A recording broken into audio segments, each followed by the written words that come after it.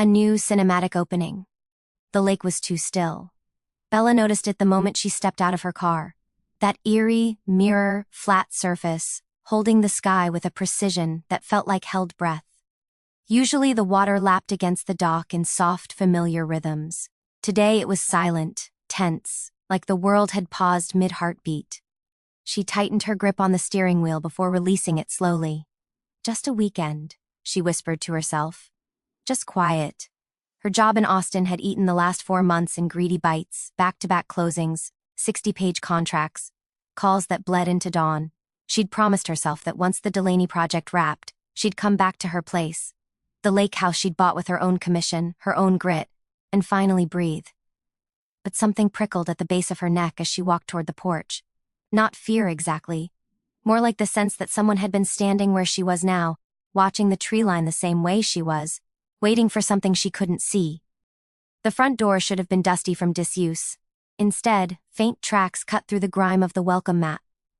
Her pulse quickened. She pulled her keys from her pocket, hesitated, then pushed the door open before the rational part of her brain caught up. A draft hit her face, colder than November air should have been. The house exhaled, not the warm cedar and coffee scent she always associated with this place, but something sharp, metallic, the distant sting of plaster dust. "Hello?" she called out, immediately hating how hopeful it sounded. Her voice echoed, but not in the way it should have. It bounced strangely, swallowed by too much empty space. She stepped inside, and her foot slid slightly on something loose. She glanced down. Fine white powder, drywall. Bella's breath hitched. She moved forward cautiously, every step a calculation, until she reached the threshold of the living room. Then she froze. The room was unrecognizable, not messy, not trashed, stripped. The walls were open down to wooden ribs. Electric wires drooped from exposed beams like veins cut loose. Her fireplace was gone, reduced to a chalk outline on the floor. The ceiling above sagged under temporary supports she didn't authorize. Her body reacted before her mind formed language. She stumbled back, pressing her hand to her mouth to keep the sound in. This wasn't vandalism. This was construction. Unauthorized construction inside her home. She forced air into her lungs, slow and shaky. No. The lake house was the one place untouched by her family's constant demands, advice and subtle corrections. The one thing she had built without anyone's fingerprints. Now fingerprints were everywhere. A metallic clatter sounded deeper in the house. Bella spun. A figure ducked out of the kitchen, a man in a paint-stained hoodie carrying a toolbox. He startled when he saw her. "Oh, hey," he said, like greeting a neighbor. "Didn't think anyone'd be here until Monday." Bella's heart dropped into a sickening freefall. What are you doing in my house?" The man blinked, looked confused. Pulled a crumpled sheet of paper from his back pocket and waved it in the air. "We're on schedule," he said. "Demo today, new installs next week. Your folks said you wanted it done before winter hits." The words hit like small explosions, one after another. "Your folks said you wanted demo." Bella took a slow step backward. "My parents told you they had permission? Lady, they gave us a full plan set." He shrugged and pointed vaguely at the kitchen. "Half the cabinets are already out. Gotta finish before the holidays." A cold void opened behind Bella's ribs. She tried to breathe into it, but the air caught. Her parents had keys. She'd given them a spare for emergencies. They had opinions, endless ones. But this was not opinion. This was invasion. This was ownership rewritten without her knowledge. A crunch of gravel sounded outside. Bella turned toward the porch window, just as two familiar silhouettes approached. Her mother's pastel coat caught the sunlight, glowing soft and warm, completely at odds with the demolition behind Bella. They walked up the steps like visitors arriving at a brunch. The worker brushed past Bella toward the front door. "Perfect timing," he said lightly. "Let me grab the rest of the crew." "No," Bella whispered. Her mother opened the door before the man reached it. She stopped short when she saw Bella, her smile taut, surprised but composed, too composed. "Sweetheart," her mother said, as if she'd simply found Bella early for dinner. "Why on earth didn't you tell us you were coming today?" Behind her, her father hovered, hands in his jacket pockets, eyes avoiding Bella's. Something snapped cleanly inside her, not anger yet, but the split second before it. "Mom," Bella said, her voice low, trembling but sharp. What did you do to my house? Her mother's smile wavered, only for half a heartbeat, then she smoothed it back into place. We're improving it, darling. For the family, the lake behind them remained perfectly still, reflecting nothing but sky, as if the world itself was holding its breath. And Bella understood in that suspended silence. This wasn't a mistake, it was a plan, and she had walked into it alone. Silence hung between them, the kind that hums in the walls before a storm breaks.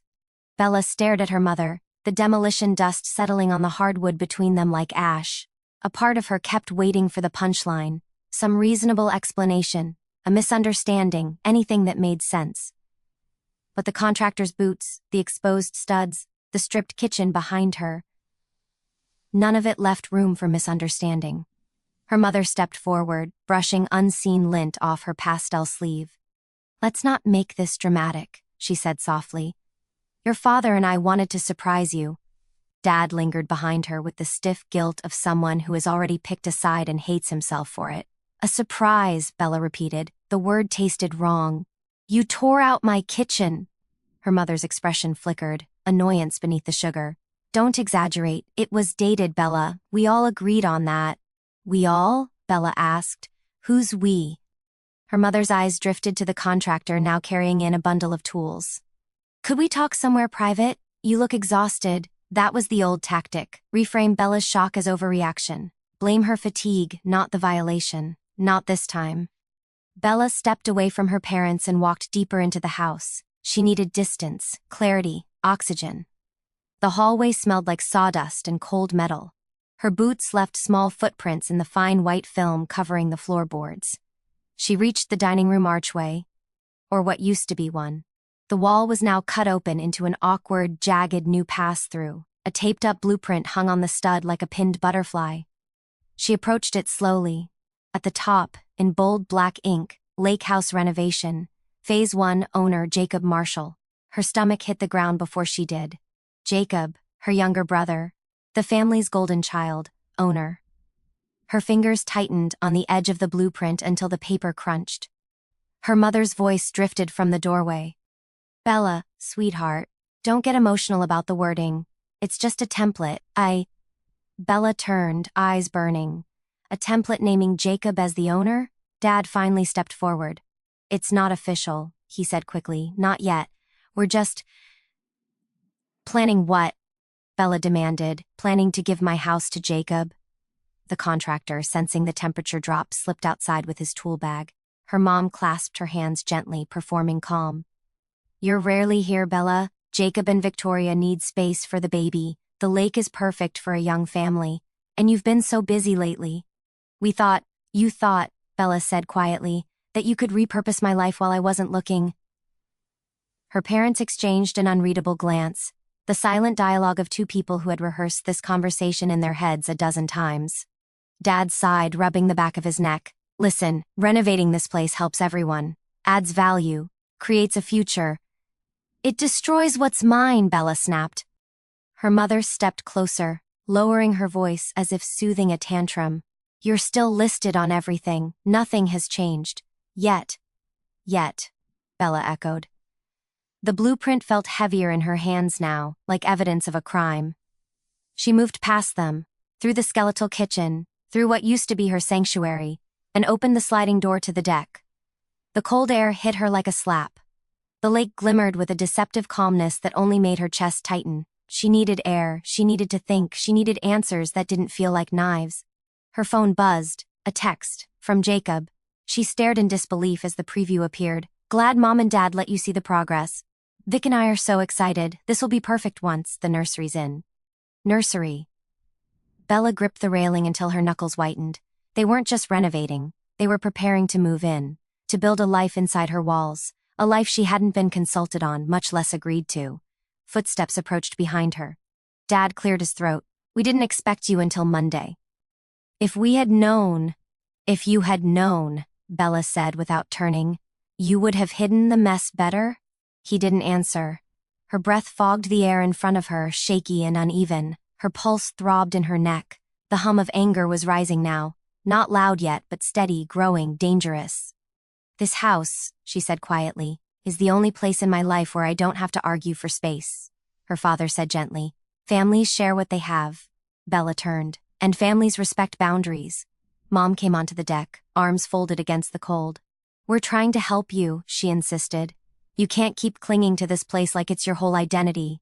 Bella stared at her. "It is mine." Something shifted then. A tiny sharp fracture in her mother's expression. A crack in the gentleness. A glint of something harder. "Well," her mother said quietly, "we'll see." Bella felt the ground tilt under her. That wasn't an apology. That was a warning. And suddenly she knew, with a clarity that chilled her deeper than the lake wind, that whatever was happening here was bigger, older, and far more intentional than she had dared fear. Bella's hands were still trembling when she went back inside, but she hid it well. Her parents lingered on the deck, whispering in low, urgent tones, their silhouettes blurred behind the sliding glass like figures underwater. She needed to get away from them. She needed to think clearly, and she needed the truth, not the rehearsed version they'd been feeding her. Her boots crunched through the dust as she crossed into the gutted kitchen. Morning light cut through the plastic sheets taped over the windows, turning the airborne plaster into a shimmering haze. The whole room looked like a skeleton waiting to be skinned. She stopped at the long folding table where the workers had left their things. Clipboards, tape measures, boxed-up plumbing fixtures. Among them, a thick manila folder sat open. Permit package, Marshall residence, applicant, John and Elaine Marshall. Project, full interior renovation plus major structural update. Her parents' names, not hers. Her throat tightened as she thumbed through the forms. There were pages of architectural notes, copies of emails from the contractor, and checklists already signed off. But what made her stomach flip was a scanned document clipped to the back. A notarized letter. Her name on it, her signature, her supposed approval. Except, she hadn't signed this. She would never sign this. Her entire body went cold, numb around the edges like frostbitten glass. The date on the letter made the room tilt. 6 months ago, the week of the Delaney closing, when she'd been drowning in 16-hour days, red-lined contracts, and espresso dinners. A time when her parents had visited her office just to drop off a sandwich. A time she barely remembered. Her pulse hammered. She lifted the page closer and studied the signature. The curve of the B was almost perfect, almost. But the cross on the T leaned wrong. A tiny tilt only she would recognize because she'd developed that habit in college, scribbling notes half asleep. This wasn't a mistake. This was forgery. A soft creak sounded in the doorway. Bella spun around. Her father stood there, his face drained, like someone seconds from confession or collapse. "Bella, listen." His voice was thin, shaking. "We were going to tell you. You have to understand." She stepped back, holding the forged letter like a loaded weapon. "You forged my signature." He closed his eyes. "Dad," her voice broke. "You forged my signature to steal my house? That's not..." He swallowed hard. "It wasn't like that." "Then what was it?" He reached out as if to touch her arm, but she recoiled. His hand hovered midair, trembling. "We didn't think you'd mind," he whispered. "You're never here. You have your career, your city, your life. Jacob. He needs a start. He needs something that grounds him." His voice cracked. "We thought you'd be relieved. One less thing to worry about." "Relieved? Relieved?" Her breath shuddered out in a choked laugh that turned to disbelief. "You don't take people's things because you think it's convenient for them." Her father winced as if struck. "Where's Mom?" she demanded. "In the..." But she was already moving. She stormed down the hall, her pulse loud in her ears. Dust exploded upward with every step. Her mother's voice floated from the master bedroom. Calm, conversational, like she was discussing paint swatches. "And once we get the flooring delivered, we can start the nursery." Bella shoved the door open so hard it hit the wall. Her mother turned, startled only for a fraction of a second before smoothing her expression again. "Bella. Good. We should talk. You forged my signature." The sentence landed like a detonation. Her mother's lips parted slightly, but she said nothing. "Don't lie," Bella said, the forged letter shaking in her hand. "Don't pretend. Don't spin. Did you sign my name?" Her mother's jaw tightened. Her eyes cooled. Someone had to, she said quietly. The world dropped out from under Bella's feet. Her mother stepped forward, voice gentle but edged like glass. We couldn't move the project forward without your approval. And you're impossible to reach lately. You don't pick up the phone. You don't come home. Everything is work, work, work. You don't get to justify this, Bella shouted. You took something that wasn't yours. You lied to an entire contracting crew. You tried to erase me from my own house. Her mother didn't flinch. We were fixing the family's future. Bella stared at her, heart pounding. She had expected excuses, tears, denial, guilt. But not this. Not calm certainty, not conviction. Her mother truly believed she'd done the right thing, and that realization was the breaking point.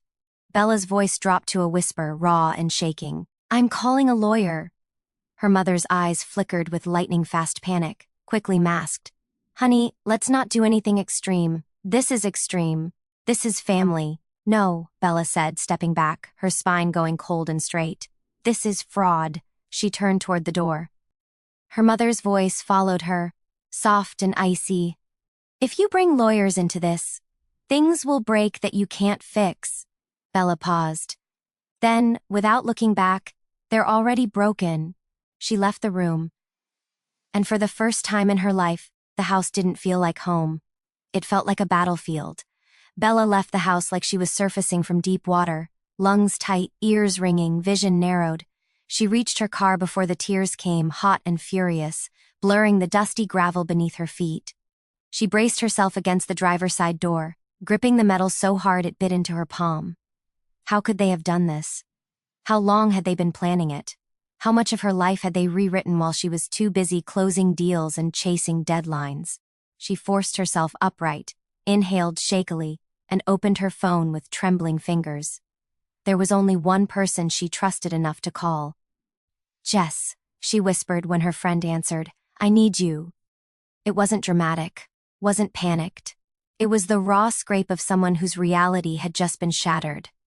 Jess must have heard it because she didn't speak for a moment. When she did, her voice was low, steady, already in motion. I'm coming to you. Send your location. Bella texted it, wiped at her cheeks, and leaned against the car as if it might hold her up. Behind her, the sliding door opened. Her mother's voice carried across the yard, soft but sharp enough to cut. Running away solves nothing, Bella. Bella didn't turn.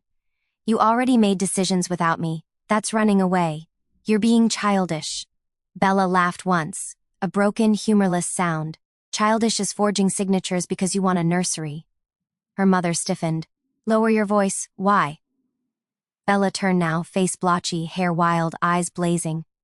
Afraid the neighbors might hear what you did? Dad stepped out behind her mom, hands up in a conciliatory gesture.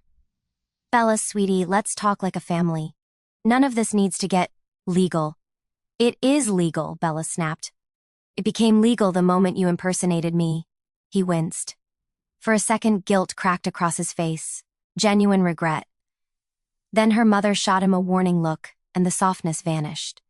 Your father was trying to help, her mother said. We all were. Jacob is our responsibility. And I'm not? Her mother hesitated, just long enough for the truth to bleed through. You're capable, she said after a beat. Jacob isn't. The admission sank like a stone. She wasn't the favored one. She wasn't the priority. She never had been. Her mother took a step forward, tone turning coaxing. We thought, after everything you've sacrificed for work, maybe this would push you to slow down. Give you space. Let Jacob build a future here while you... This is my dream, Bella whispered. Not his.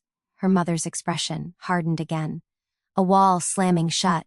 Dreams change, she said, and sometimes we have to do what's best for the family, even if one person disagrees. Bella stared at her, truly stared, and for the first time in her life, she saw the steel beneath her mother's softness.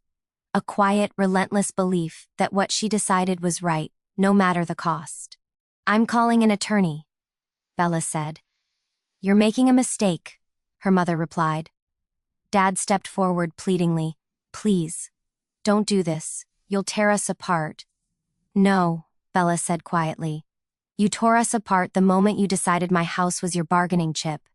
The crunch of tires cut through the tension. Jess's car pulled onto the gravel drive like a rescue arriving at the edge of a battlefield. She stepped out, gaze sweeping sharply over the scene. Bella's shaking form, the demolition behind her, the parents standing stiff and defensive. In 2 strides, Jess reached Bella and wrapped her arms around her. Bella crumpled into the embrace, and something inside her cracked open. A wounded exhale she'd been holding in for too long. Jess pulled back just enough to look her in the eyes. "Tell me everything. From the beginning." Bella tried, voice fracturing through the recounting. The blueprint, the forged letter, the nursery plans, the gaslighting calm of her mother's voice, the way her father avoided meeting her gaze, the quiet certainty that they had never once considered she might say no. Jess listened without interrupting, her jaw clenching tighter with every detail. When Bella finished, Jess turned slowly toward Bella's parents. Her voice came low, controlled and cutting. "You forged documentation to take her property." Her mother lifted her chin. "We handled a family matter. It's none of your business." Jess laughed, not kindly. "Legally? It's everyone's business now." Bella's father swallowed. "We can still fix this. We can undo." "We're past undoing," Bella said, each word steadier than the last. Jess placed a hand on Bella's back, grounding her. "I know a lawyer. A damn good one. We'll get ahead of this." Her mother's voice sharpened. "If you bring outsiders into this." "They already are," Jess cut in. "You made sure of that the second you involved contractors and forged signatures." For a long moment, no one moved. The wind shifted, the lake rippled, the first break in the stillness since Bella arrived, as if the whole landscape was finally reacting to the fracture tearing open in front of it. Bella stepped closer to Jess. Her voice was quiet, but it held something new, something hard-won. "Let's go." Her mother's voice followed her, not pleading now. "Warning, Bella. Think carefully. Lawyers will destroy what's left of this family." Bella stopped at her car door. Then she turned back, meeting her mother's gaze without flinching. "You destroyed it the moment you decided my consent didn't matter." She got into the car. Jess started the engine, and as they pulled away, leaving the half-demolished house shrinking in the rearview mirror, Bella felt something settle inside her. Not peace, not yet, but a direction.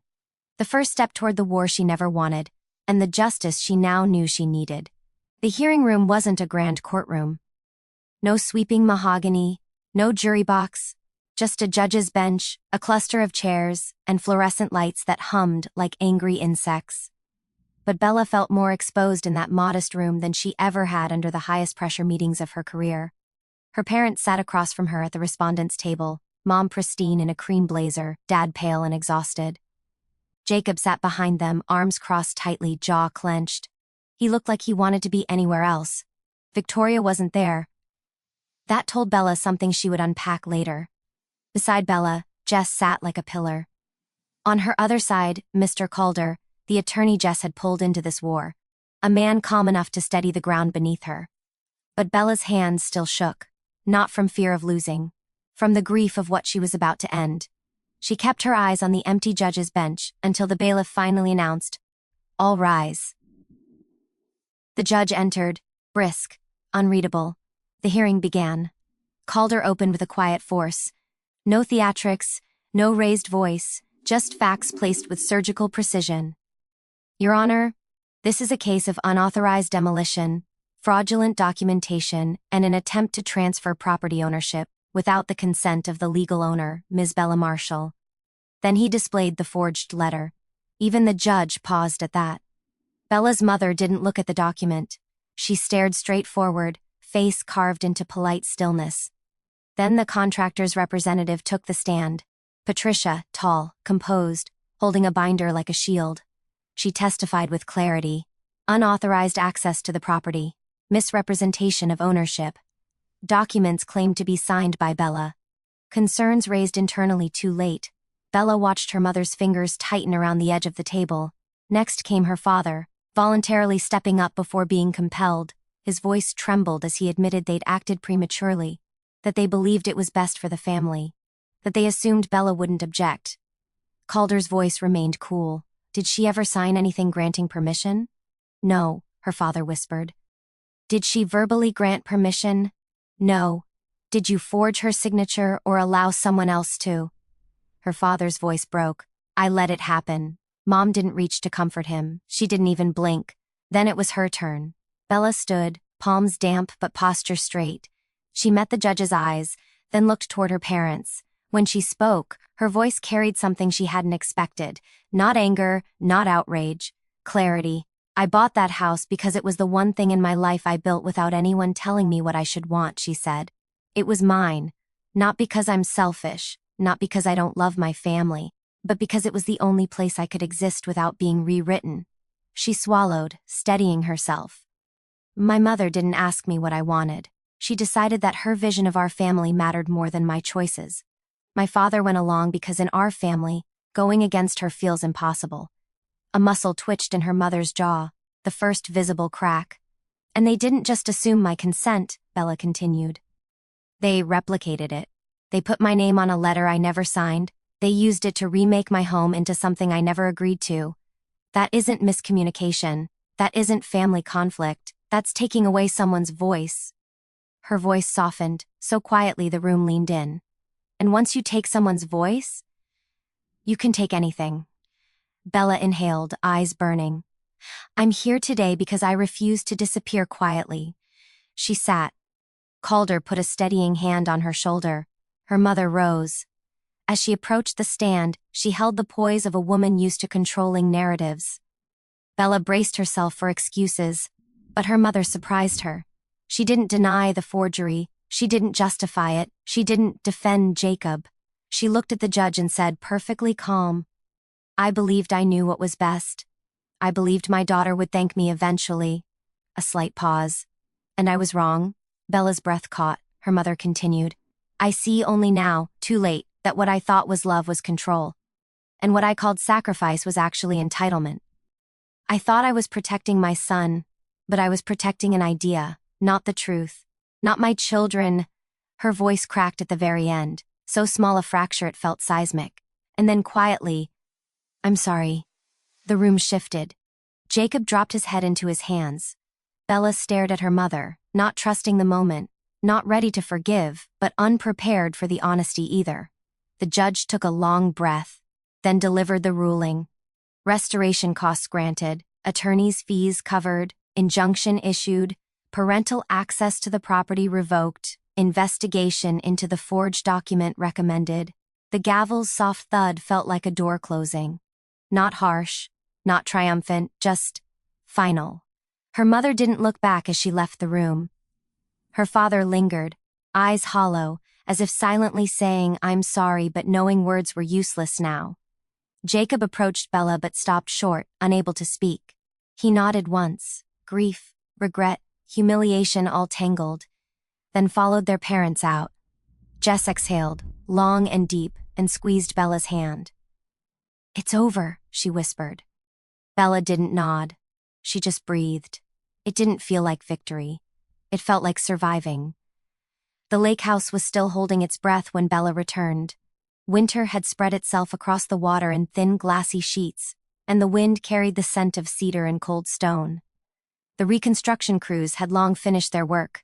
The legal mess settled, the hammering done, but the house felt different now. Not new, not restored, returned. Bella set her bag down inside the front door and let the silence fold around her. Not the tense kind she had felt months ago, the silence of waiting for footsteps, for lies, for decisions being made in rooms she didn't enter. This silence was clean, a blank slate, a reclaimed breath. She walked through the house slowly, touching the edges of the door frames, the smooth counters, the windows she'd chosen years ago. The kitchen glowed faintly with late afternoon light, soft and gold against the reclaimed oak. Her home was whole again. She wasn't, not yet, but she was closer than she'd been in a long time. A gentle knock sounded at the door. Bella opened it to find her grandmother, small, bundled, cheeks pink from the cold.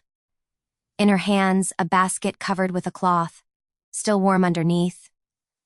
Blueberry this time, Grandma said, lifting the cloth just enough to release a burst of sweet steam. I figured after all that, court nonsense, we could both use something sweet. Bella managed a smile. Come in. They settled at the kitchen island. Grandma placed the muffins down between them but didn't reach for one. She stared at her hands, twisting the edge of her sleeve. "I owe you an apology, baby," she said finally. "I believed your mama when she told me everything was handled, and I didn't ask questions I should have."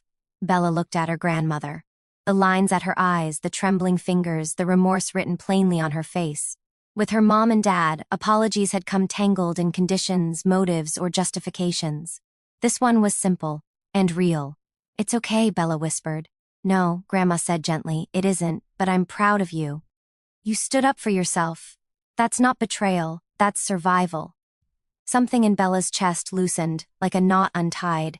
They ate in soft quiet, muffins warm, air steady. The world, for a moment, normal. When Grandma left, the sun was sinking, throwing streaks of violet across the lake. Bella stood on the deck wrapped in a blanket, watching the last light catch the water. She felt the weight of everything. The trial, the rift, the grief. But it didn't crush her. It settled around her like a cloak she was learning to carry.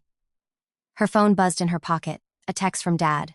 "We're giving you space, but I want you to know I'm sorry, truly. If you ever want to talk, I'm here. No excuses, no manipulation, just a raw, imperfect offering."